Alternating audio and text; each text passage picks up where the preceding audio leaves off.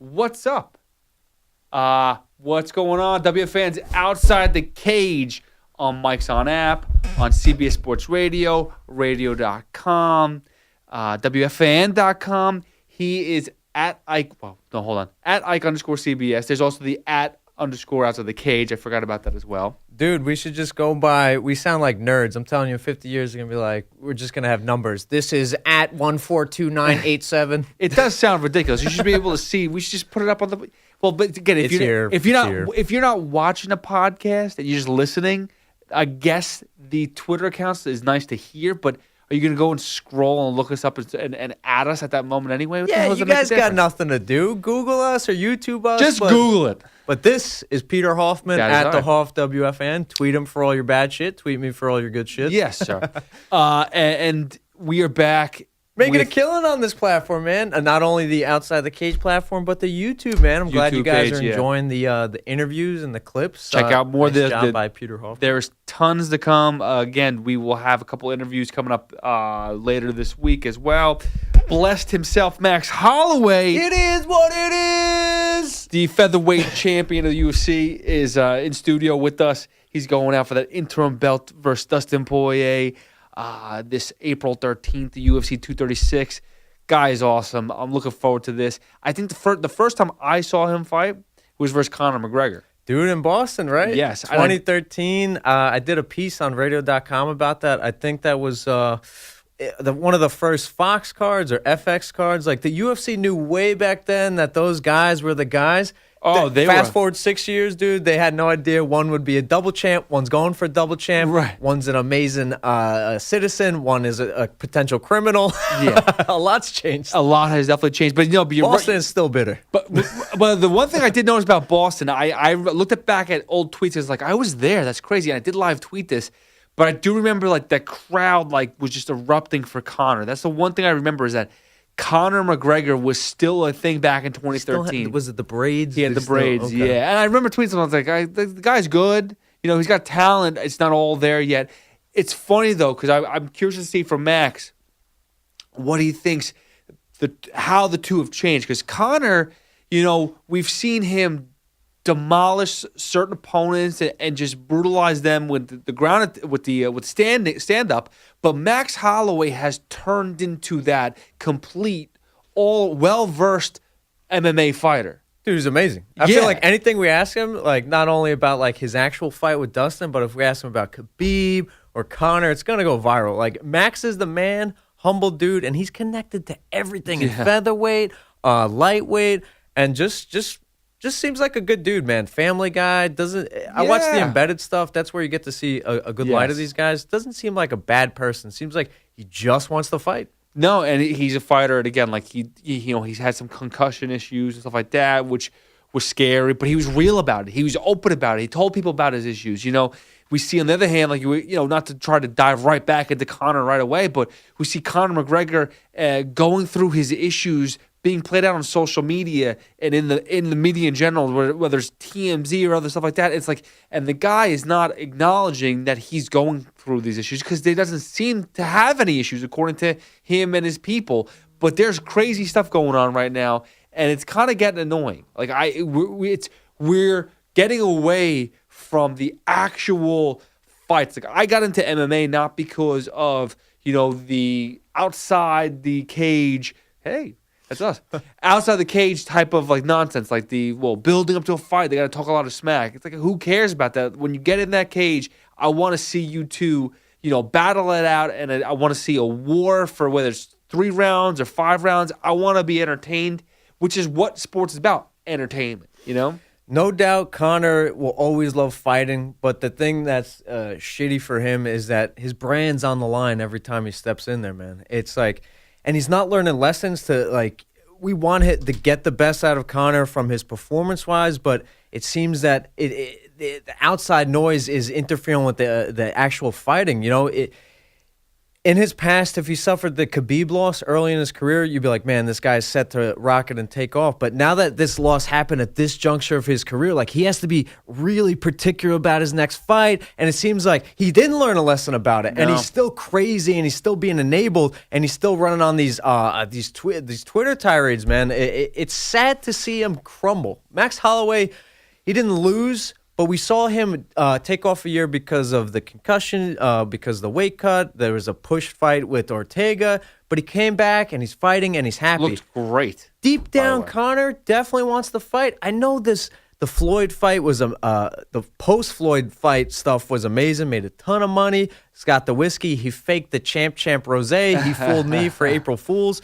But deep down, I think he wants the fight, and I think his favorite thing in the world is being taken away because he's being scrutinized and penalized every time he steps in there. Have to win. So then get back and get into the win column right away. Stop playing these games. Well, he's doing it to himself, though. Like he is being scrutinized for stuff that's outside of all the outside actions are being scrutinized because, listen, if he goes back into the cage and he fights someone, doesn't make a difference who it is, and it's a good match and good fight and he loses, hats off.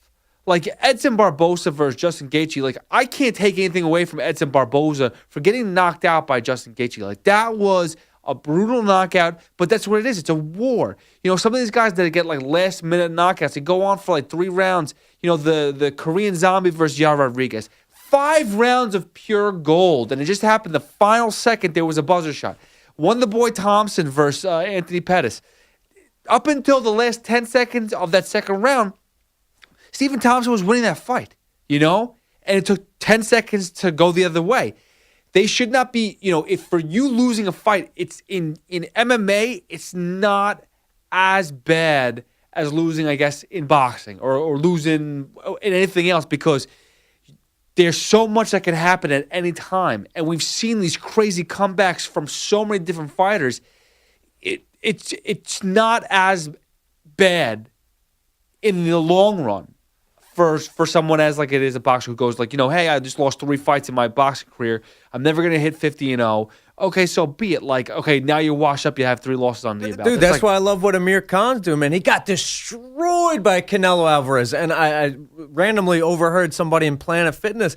They're like, man, Amir Khan's coming back. And he's like, wasn't his last loss against Canelo? They don't even know that he built up 2 wins before he's taken the Terrence Crawford fight. Like, I respect Khan for jumping back in there, taking a risky fight against Terrence Crawford. But, dude, we got to educate the masses that you can lose and come back from it. The difference, though, between Edson Barboza getting knocked out and Stephen Wonderboy Thompson getting knocked out, both of whom I picked against like an idiot, Conor McGregor's the Joker. He's the class clown. He's poking the bear. He wants the attention. It's the gift and the curse. You know, he rose the ranks really fast, but the curse of it, when you talk all that shit and you don't back it up and you get your neck cranked twice by Nate and Khabib, people are going to jump down on top of you. That's the nature of the beast these days. That's social media at its best, is that they have no problem hitting you at your absolute worst. No one's sitting there and congratulating you after you.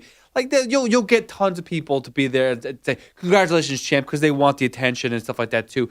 But once you do something wrong, you get triple the amount of people to interact with you. If you ever look at Twitter mentions, there's always more negative than positive because that's what people are. They're freaking trolls, dude. They throw the grenades over the wall. You know, it doesn't affect them. It's just words. We talked about this last week about like my interactions or our interactions with people. It's behind the wall and you feel safe. For the people who don't have any foot or toe in the industry, it's less of a care for them to throw words at Conor. But this bit him in the ass. You know, he got glory and he got championships and he made a ton of money. But dude, he doesn't seem like it's affecting him because he's still going on these tirades against Khabib's wife, against Paul Malignaggi. It's getting dirty now. Well, here's the thing about, all right, so in my opinion, and I don't know the actual inside of it, we do know that Khabib, his Twitter account is probably being handled by his manager. Most likely. That's probably obvious. Whether or not he's aware of certain things that are going out there, I'm sure that someone gets to Khabib and whispers in his ear, hey, by the way, Conor tweeted something shitty about your wife. I'm sure it did, but I don't think they're going to be What's Khabib gonna do? Do you think he's gonna go hop? He's gonna pick up his phone. Let me go tweet something right away. I don't think he cares about that. He's not gonna start chomping it on the Twitter. And, He beat him. He did, yeah. That's why it's like this is.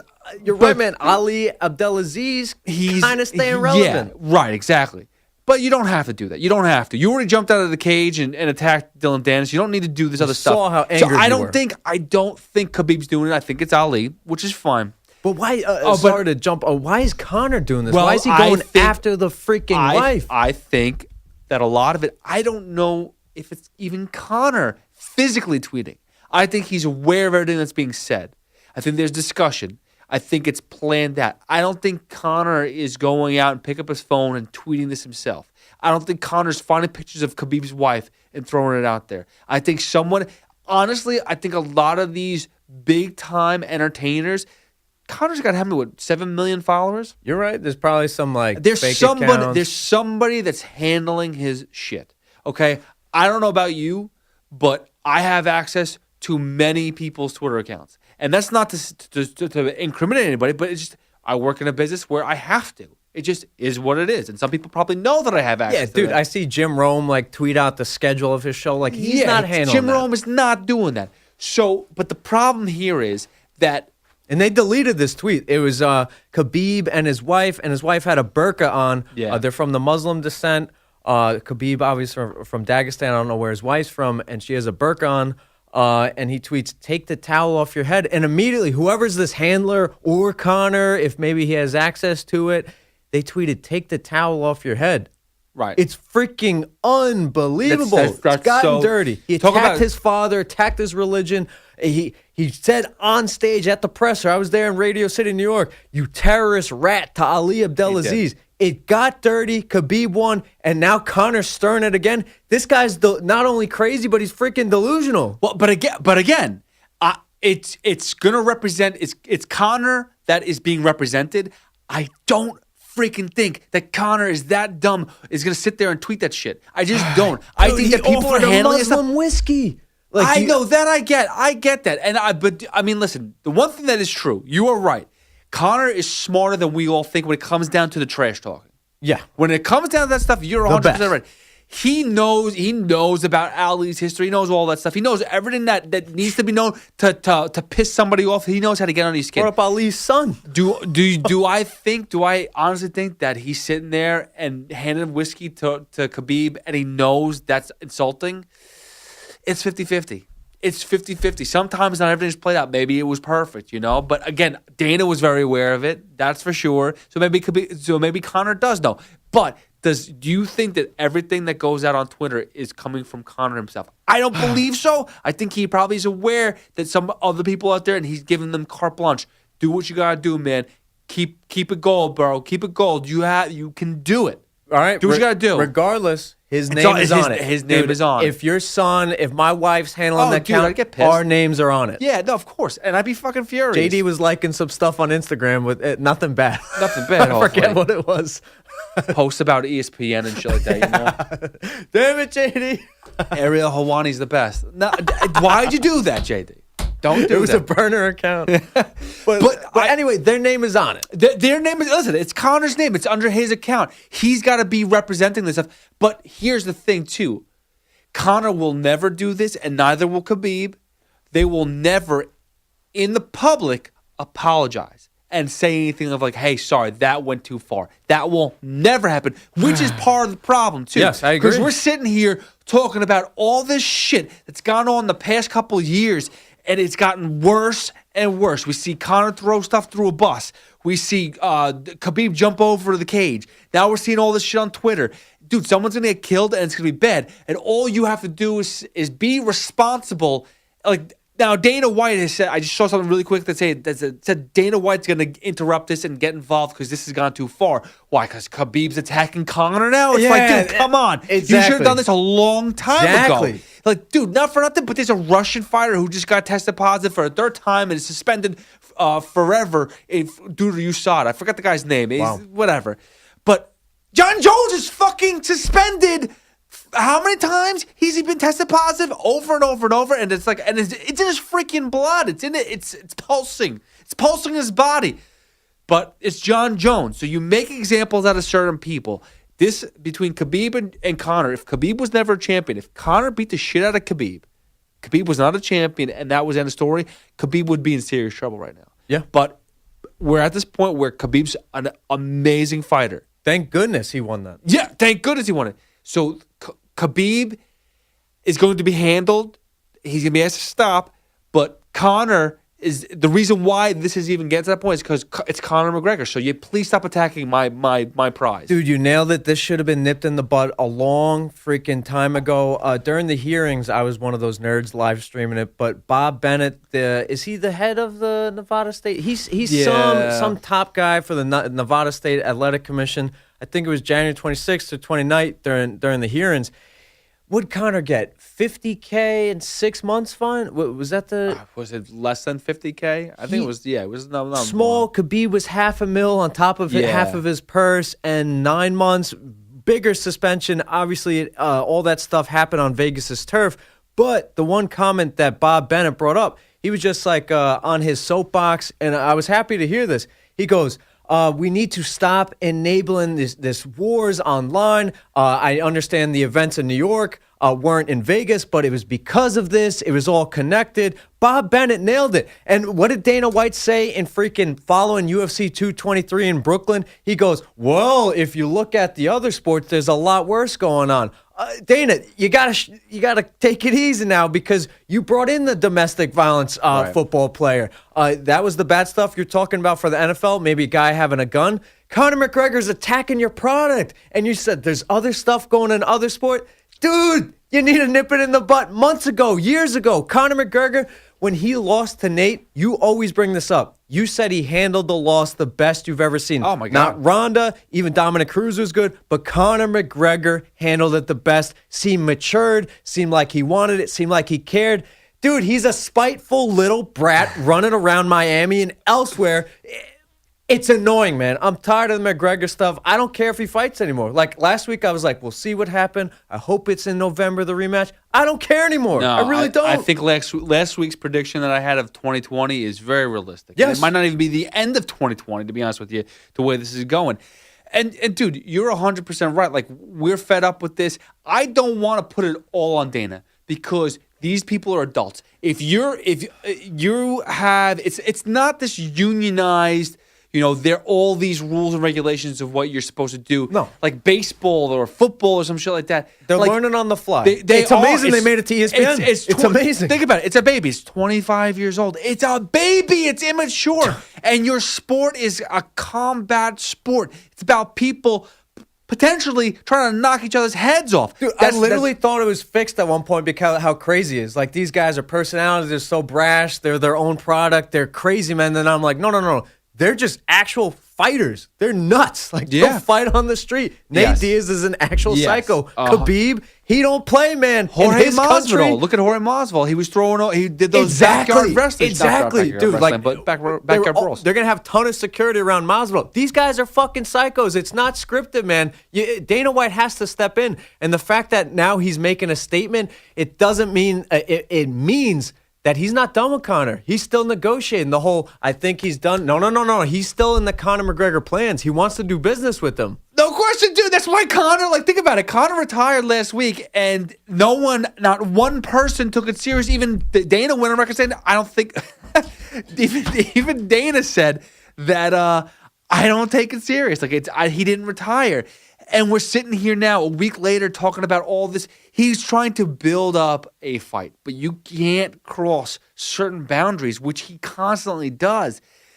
You can't touch family. You can't touch religion. And I'm sorry, that's just the reality of it.